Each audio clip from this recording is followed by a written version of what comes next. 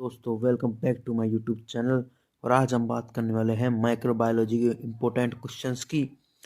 तो चलिए शुरू करते हैं। ये वो इम्पोर्टेंट क्वेश्चंस हैं जो कि मेन एग्जाम में आरयूएचएस के आने के बहुत ही ज़्यादा चांस रहते हैं। तो चलिए शुरू करते हैं, जिसमें कि फर्स्ट में आता है अपना माइक्रोस्कोप और type of microscope, and second आता है care of microscope, and third आता है मॉर्फोलॉजी ऑफ बैक्टीरिया एंड इसका क्लासिफिकेशन, एंड फोर्थ नंबर पे आता है इन्फ्लुएंसिंग ग्रोथ ऑफ बैक्टीरिया, कि बैक्टीरिया की जो ग्रोथ है वो कौन से होती है और उनको कौन कौन से जो फैक्टर्स होते हैं वो अफेक्ट करते हैं। एंड फिफ्थ आता है collection of specimen, and sixth होता है क्लासिफिकेशन और टाइप ऑफ कल्चर मीडिया। मतलब कि ये डिफाइन करना है आपको कल्चर मीडिया को, और इसका जो क्लासिफिकेशन क्या होता है और टाइप क्या होते हैं वो आपको डिफाइन करना है। एंड सेवन्थ हो गया आपका स्टेनिंग। जैसे स्टेनिंग में आपकी आता है ग्राम स्टेनिंग आती है, वो आपको डिफाइन करनी है। और स्टेनिंग के जितने भी टाइप आपको डिफाइन करने हैं उनको पूरा ब्रीफली तरीके से समझाना है।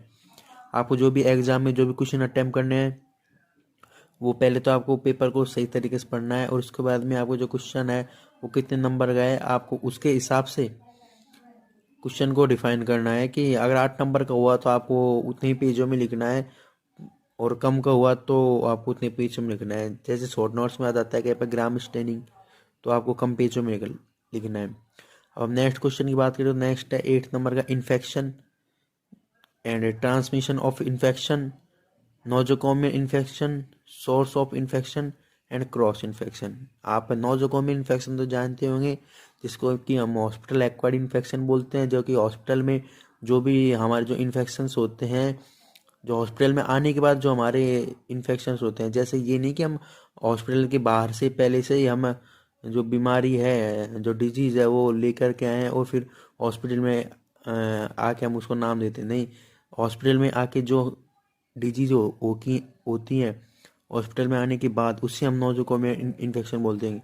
और क्रॉस इन्फेक्शन जो एक पर्सन से दूसरे पर्सन के कांटेक्ट में आने पर फैलता है, जैसे 1 पर्सन टू अनदर पर्सन के कांटेक्ट में आने में फैलता है, उससे हम क्रॉस इन्फेक्शन बोलते हैं। जैसे कोई भी 1 पर्सन है जो जिसका डिजीज हो रखी है, और वो किसी दूसरे पर्सन के जब कांटेक्ट में आता है तो वह डिजीज होती है जो कि उसी के भी हो जाती है, उसे हम क्रॉस इन्फेक्शन बोलते हैं।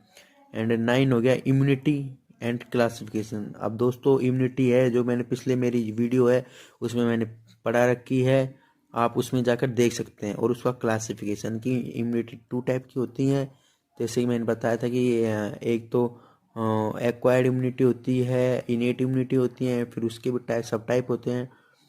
एंड 10th पे आ गया इम्यूनाइजेशन शेड्यूल।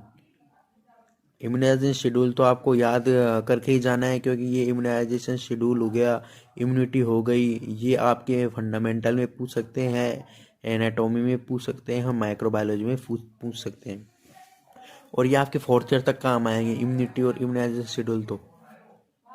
और 11th में क्या हो गया मेथड ऑफ स्टरलाइजेशन। तो अब ये भी बहुत ही इंपॉर्टेंट क्वेश्चन होता है मेथड ऑफ स्टरलाइजेशन का।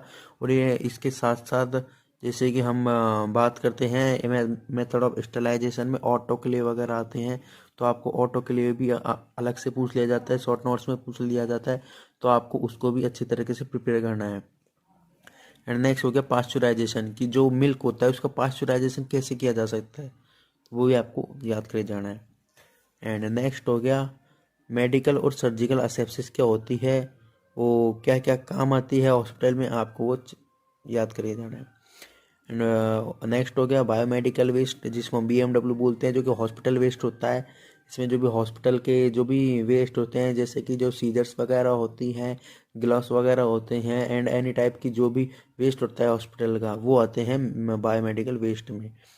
एंड नेक्स्ट हो गया वायरस, आपको मोर्फोलॉजी याद करके जानी है वायरस वगैरह की। एंड नेक्स्ट हो गया जीन निल्सन टेक्निक, ये बहुत ही इंपॉर्टेंट टेक्निक होती है, बहुत ही इंपॉर्टेंट क्वेश्चन है माइक्रोबायोलॉजी का, जीन निल्सन टेक्निक, ये आपको प्रिपेयर करके जाना है। एंड नेक्स्ट हो गया define structure pathogenicity laboratory diagnosis of HIV या फिर एड्स। और नेक्स्ट हो गया AGAB रिएक्शन। नेक्स्ट है उसके बाद में हाइपर सेंसिटिविटी, और जो हाइपर सेंसिटिविटी के टाइप वगैरह भी आपको याद होनी चाहिए। एंड उसके बाद में नेक्स्ट आ जाएगा यूनिवर्सल प्रिकॉशन की। यूनिवर्सल प्रिकॉशन इंपॉर्टेंट होते हैं कि हम जो लेबोरेटरी में होते हैं उस टाइम हमें यूनिवर्सल प्रिकॉशन क्या याद करनी चाहिए। एंड उसके बाद में हो गया कोल्ड चेन। तो दोस्तों ये थे माइक्रोबायोलॉजी के कुछ इंपॉर्टेंट क्वेश्चंस। ये हैं दोस्तों माइक्रोबायोलॉजी कुछ इंपॉर्टेंट क्वेश्चंस। जहाँ तक है इनमें से एग्ज़ाम में क्वेश्चंस बार बार रिपीट होते हैं इन्हीं क्वेश्चंस से, और आपको इन पे डिपेंड नहीं रहना है, आपको फुल तैयारी करके जानी है। लेकिन मोस्टली आपको एग्ज़ाम जाने से पहले इन क्वेश्चनों को प्रिपेयर करके जाना है। अगर आपको वीडियो पसंद आई हो तो please like share and comment कीजिए। Thank you.